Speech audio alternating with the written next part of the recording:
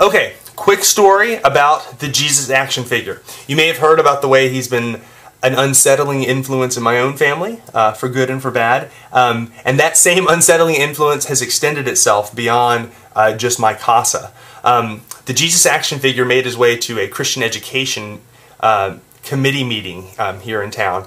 And there's a group of people that work with children that are passing him around and thinking, oh, this came from a children's conference. It's really neat. And look, it's an action figure. And oh, that's so neat. And you're sort of imagining what they might do with it. And all of a sudden, one of the committee members gets really quiet and sort of undone.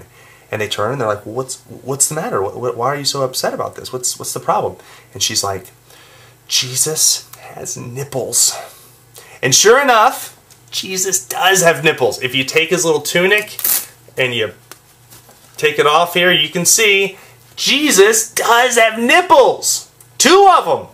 And they're big, and not to mention the rest of it. Look at Jesus' body anyway. Good God, he's like, he doesn't have time to do anything else like clear the temple or heal anybody. He's always in the gym. Like, this guy is huge.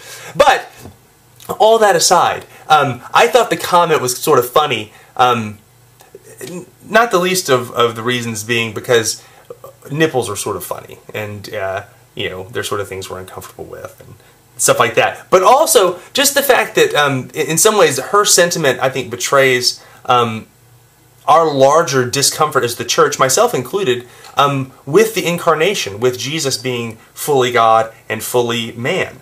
I think we really still struggle with this sort of, you know, neo-Gnosticism that thinks that, well, yeah, Jesus was a man, but he was somehow sort of a more spiritual man, and there's this pureness of spirituality about him that sort of kept the physical stuff from maybe even being too physical or corrupted or this sort of thing. And really, we have to take seriously that Jesus was fully a person, and that that incarnation, that God becoming flesh thing, is unsettling. And I think how about this? Maybe if we get too comfortable or it becomes too obvious for us, something like the Jesus action figure should come along to unsettle us, to remind us, even with nipples, that there is something radical and dangerous about God becoming flesh and a person. And it's something that that should continue to disturb and enlighten and cause dissonance in our lives,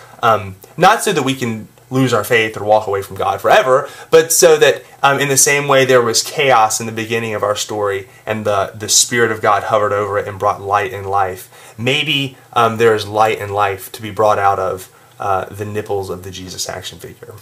So I leave you with that. I couldn't get out with a straight face. Peace.